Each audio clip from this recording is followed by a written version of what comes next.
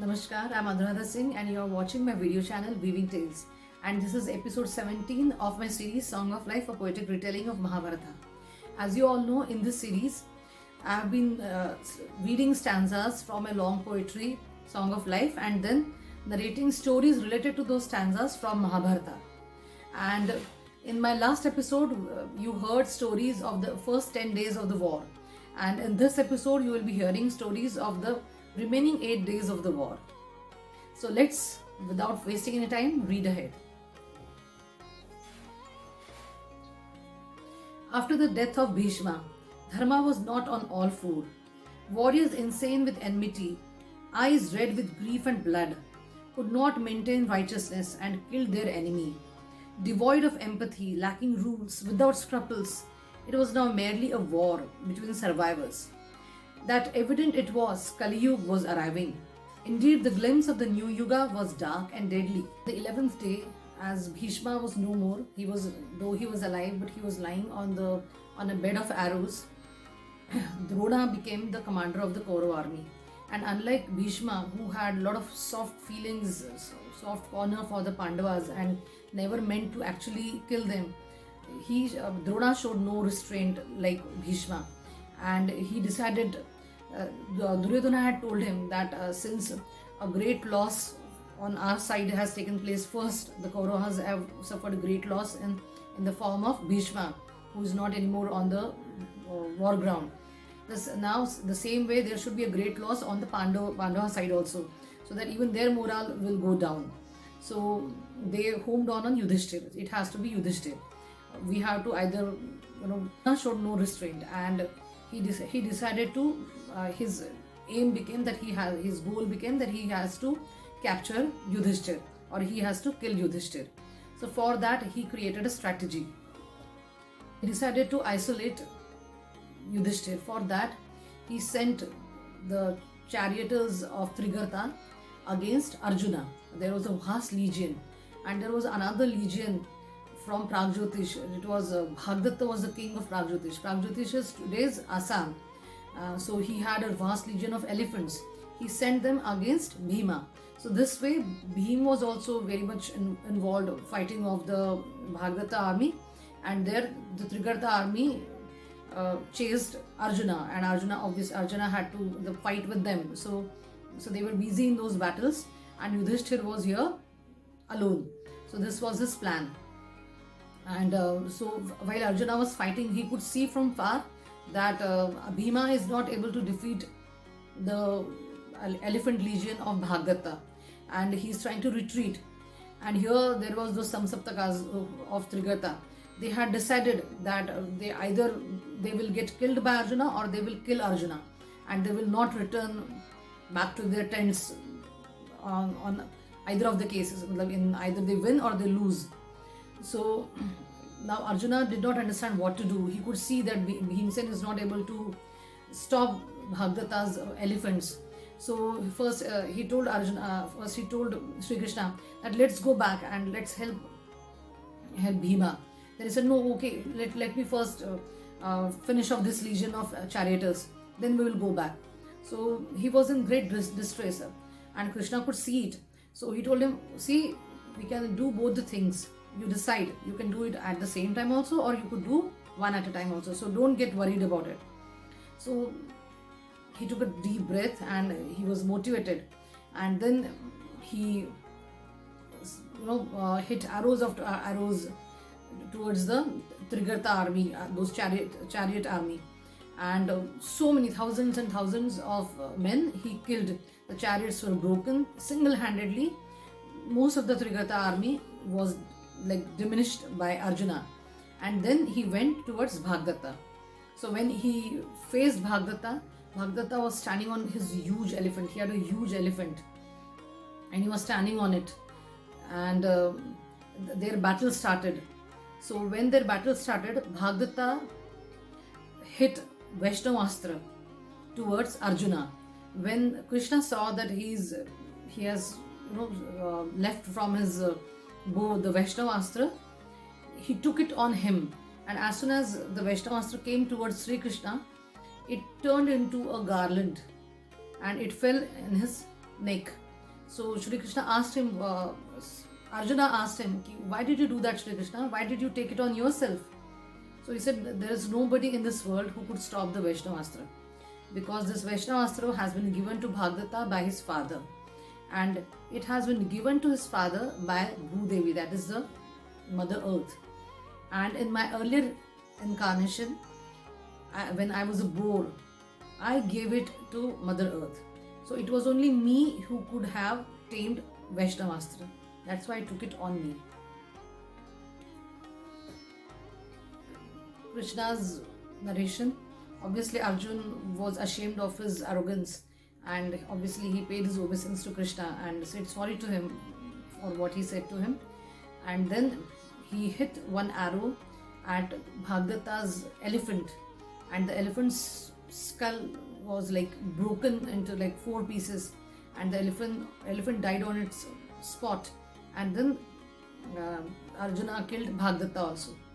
But after that, since their strategy was this, that they should not leave Arjuna like without any work, like he should go back to Yudhishthira and start defending him.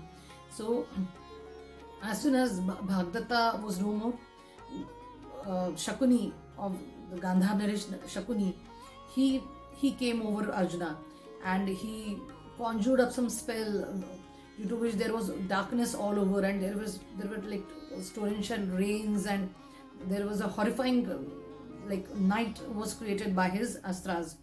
But then obviously Arjuna was the greatest archer of his time, so he did something which finished off his spell.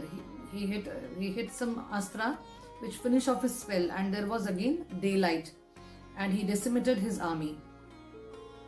So whatever Drona was doing, Drona was not able to be victorious in stopping Arjuna, and because of that Arjuna went back to Yudhishthira that day. So that day got over like that.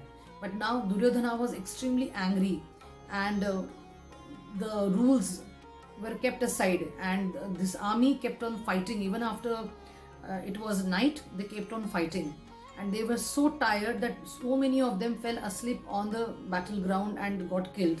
Thousands of them got killed because they were extremely tired, and they just fell down, fell unconscious, or fell off to sleep, and their enemies came and killed them. So they realized that what was happening, and then they stopped the war for some time. Then again the war started after a break of like few hours on the 12th day. When the fighting resumed, Drona, who was now angry that he is not able to do what he had thought of from last 2 days, decided to come up with a new strategy. But before that, he also noticed that now Karna was in the battlefield. Since Bhishma was not there, Karna had come to the battlefield, and he had seen that Sri Krishna took Arjuna's chariot away from Karna. Now why was he doing that? It happened because a couple of days before this 13th day, in the night time, an old man had come to Karna for some alms, and Karna had told him that whatever you want, you ask for it, and I will give it to you. And that old man had asked for his Kavach Kundala, that is his earrings and the armor which he had since the time he was born. He asked for that, and it was attached to his body. So removing it was like like peeling off his own skin.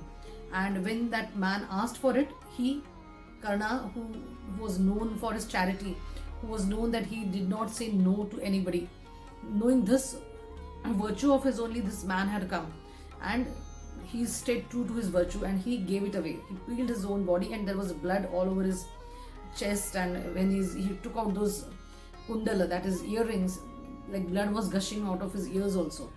And the old man, when he saw this, that Karna did not even hesitate once before removing those things. He showed his actual form. It was actually Indra. Indra was Arjuna's actual like divine father, and he had come to save his son. That's why he had asked for those Kavach Kundala. So he said, I am impressed by your virtue of this charity, that you do not say no, you do not say no to anybody. So I give you this divine spear. You can use this only once. And obviously that spear which was given to Karna by Indra himself. And Karna was going to use it on Arjuna. That's why Sri Krishna was keeping Arjuna away from Karna, because he knew that Karna will use that spear on him. So knowing this, Drona told Karna that you stay by my side. So when Sri Krishna saw that Drona and Karna both are together, he took him away at the other end of the battlefield. He took Arjuna away to another side, and then Drona created his Chakravyuha, which is actually called. It was in the shape of a chakra or a padma or a lotus. It was like that, and breaking it was impossible. Only few warriors knew how to get inside the Chakravyuha and how to get out without obviously dying. So Arjuna, who knew it, he was away. Now what to do? They were coming towards the Pandava army. So, and Yudhishthir was there, Nakul and Sahadev, Bhim were there, Abhimanyu was there. The story goes that Abhimanyu, when he was a baby, still in the womb, Sri Krishna was telling Subhadra about this Chakravyuha, how to break the Chakravyuha. And then somebody called him, and he had just told that part how to get in. And then he went away. Because of that, the baby who was there in Subhadra's womb heard only half of it and knew only half of it, that how to just get in. But he did not know how to come out of the Chakravyuha. And he was a young boy at that time. Though extremely valorous, he was just 16 years old. And when he told that I know how to break the Chakravyuha, so Yudhishthir decided that let Abhimanyu lead us. He will tell us how he will break the Chakravyuha, he will enter it, and we will guard him from behind. So this was exactly what Drona had thought. It was a trap for Yudhishthir. So he kept on breaking, and he killed so many great warriors. He killed so many soldiers while getting inside. But there was Jayadratha, who was at the entrance of the Chakravyuha, and he had layers and layers of that vyuha had broken. But Jayadratha let Abhimanyu get in, and as soon as Abhimanyu got in, he stopped Yudhishthir, Nakul, Sahadev and Bhima from entering the Chakravyuha, and poor Abhimanyu got trapped inside. And even after being inside, he tried to kill many warriors, but Karna, Drona and many of them, there were like great warriors. Even Jayadratha, he was inside. They trapped him, and then Abhimanyu was without a weapon. He had lost whatever he had in his hand, his bows and arrows, his mace, and all of them together killed Abhimanyu, who was without a weapon. And it was a rule that so many warriors cannot attack one warrior. They broke that rule also, and they broke that rule also, that you cannot kill or attack an unarmed warrior. That also rule they did not follow. And this way, poor Abhimanyu, who was a favorite of all the Pandavas, got killed. And since Sri Krishna and Arjun, they were quite away, they did not know this. So when they came back in the evening, they came to know that Abhimanyu is no more. And Arjuna was beside himself with grief. And then that day itself, in the night, he took a vow that tomorrow, before the sun sets, he will kill Jayadratha, who was actual perpetrator of this incident, who was the one who actually killed his son. So now this Kauravas knew that what vow this Arjuna has taken, and they tried their level best the next day to keep away Jayadratha from Arjuna, because Arjuna had said that either he kills Jayadratha or he will jump into the fire. So obviously, without doing anything, Arjuna would have been no more for them. So they tried their level best to keep away Jayadratha from Arjuna. He was extremely angry. He was blaming Sri Krishna for keeping him away from the battlefield the other day. He was blaming Yudhishthira for not looking after his son. But nobody said anything. They knew that what grief obviously has partaken Arjuna's soul. But Sri Krishna knew that the desired effect which he wanted has come. Because just like the way Arjuna never wanted to kill Bhishma, the same way he was hesitant in killing Drona, who was his teacher. But now he was extremely angry. And Drona also had this in mind, that okay, we don't have to do anything, we just have to keep away Jayadratha from Arjun. So the other thing, the rest will be done by Arjuna himself. In the evening, he will jump in the fire. So, but he tried high and low. He was killing thousands of soldiers. At one point, he had to stop because Sri Krishna said even the stallions, the white stallions on Arjuna's chariot were extremely tired. They were exhausted. They needed some water. So Sri Krishna got down and he unyoked them. And then Arjuna, he moved little away from the chariot and he found a spot where he hit an arrow and water came out of the ground, and then the stallions were having water. At that time he saw that at some place away from him there was a duel going on between Bhurishrava and Satyaki, and Satyaki was pinned down by Bhurishrava and Satyaki was unarmed. Now Arjuna was already irritated by what had happened with his son, in grief, and now irritated that he was not getting Jayadratha. So when he saw this, that Bhurishrava has raised his arm to kill Satyaki, he shot an arrow at Bhurishrava's hand and the mace in his hand fell off. And he cried out, Bhurishrava cried out, and he saw who has hit the arrow. When he saw it is Arjuna who has hit him, he started talking with Arjuna that how could you do this? He started condemning him, and the people around him, the soldiers around him, they also started condemning that there is a duel going on between two warriors and why he got in between. But Arjuna had lost his senses. And when Bhurishrava was distracted, at that time Satyaki got up, he got his time, and Satyaki decapitated Bhurishrava's head. He killed him. So people started condemning him also, but now they had lost all that keeping rules and all that. Arjuna had lost his mind. The horses were rested, again their search started, and the sun was running towards the western horizon to set. And all of a sudden, it was not yet time, but all of a sudden it was dark in the sky. And Drona looked up and he said, "Oh, it is night time. So we have won." And there was huge, cacophony. There was jubilation in the Kaurav camp, and there was laughter. They were happy. And Arjuna looked up and he said, "Oh, Sri Krishna, it is already time. I've lost. Prepare the funeral pyre for me, and I will jump in the fire." So Sri Krishna stopped him. He said, "Don't worry. It is not yet. The sun is still there in the horizon. It's just that you are not able to see it. I have covered it with the sun. I have covered with clouds. The sun is still there." So the legend goes that Sri Krishna covered the sun with clouds. And there is another story which goes that it was eclipse and Sri Krishna knew it. I feel this is the logical answer to it, that it was eclipse and Sri Krishna knew it. The others did not know, but Sri Krishna exactly knew that it will be eclipse, and soon the sun will be again on the horizon. So when it was obviously when he heard this, Arjuna heard this, he was again got motivated, and he stood on the chariot and he started hearing the voices from the Kaurav camp, and he could hear that unmistakable giggling of Jayadratha. And Jayadratha came out because he was like happy, he was jubilant, and he knew now nothing can happen to him.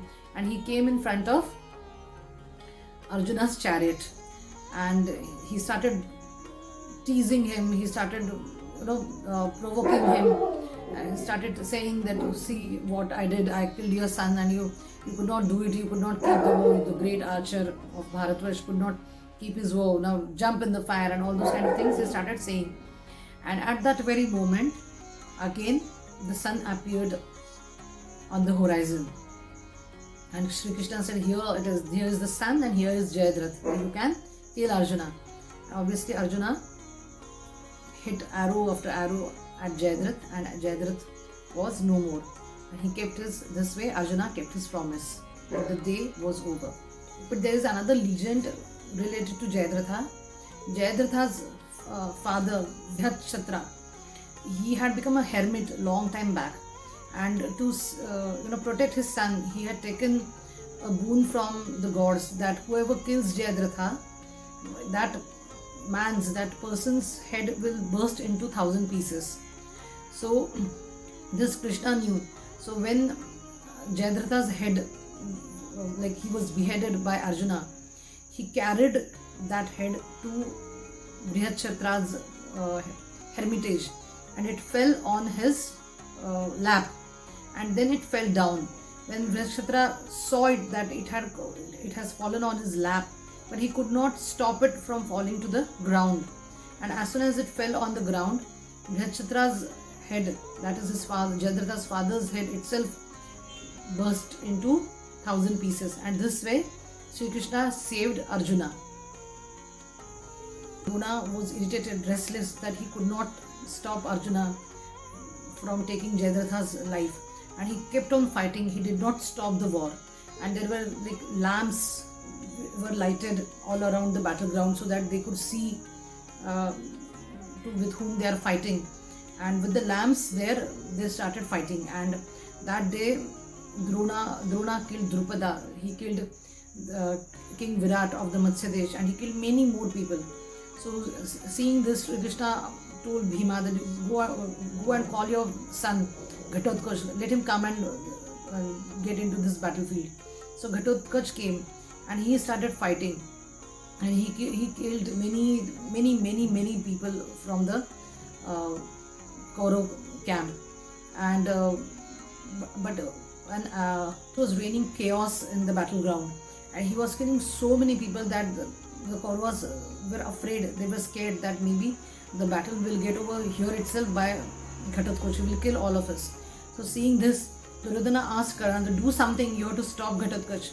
And then he was left with no other choice, but he had to hit that spear given by Indra on Ghatotkacha. He wanted to save it for Arjuna, but he could not, and he had to hit that spear on Ghatotkacha. And when he was falling, Bhima and Sri Krishna, everybody told him that do not fall on this side, on the Pandava side, fall on the Kaurava side. So he fell on the Kaurava side, and in his death also he killed maybe 1,000 more who got crushed underneath him. The Pandava eyes were now on Drona. How to stop Drona? Drona was also unstoppable like Bhishma. So something had to be done so that he keeps down his weapons. So Krishna told Yudhishthira that now we have to do some trick. We have to play some trickery. So Yudhishthira, even though he did not like speaking lies or doing these kind of tricks, he said okay to them. He agreed. He gave his consent.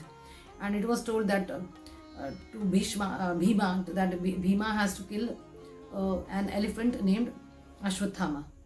So an elephant was killed by Bhima, whose name was Ashwathama, and he started shouting and he started spreading this news that he has killed Ashwathama everywhere. So Drona, who was fighting at another end of the battleground, he heard this news that Ashwathama is dead, and he came searching, looking for Yudhishthira, because he knew Yudhishthira never lies. So he has to ask. He did not believe it that Ashwathama was also a great warrior. It was not so easy to kill Ashwathama.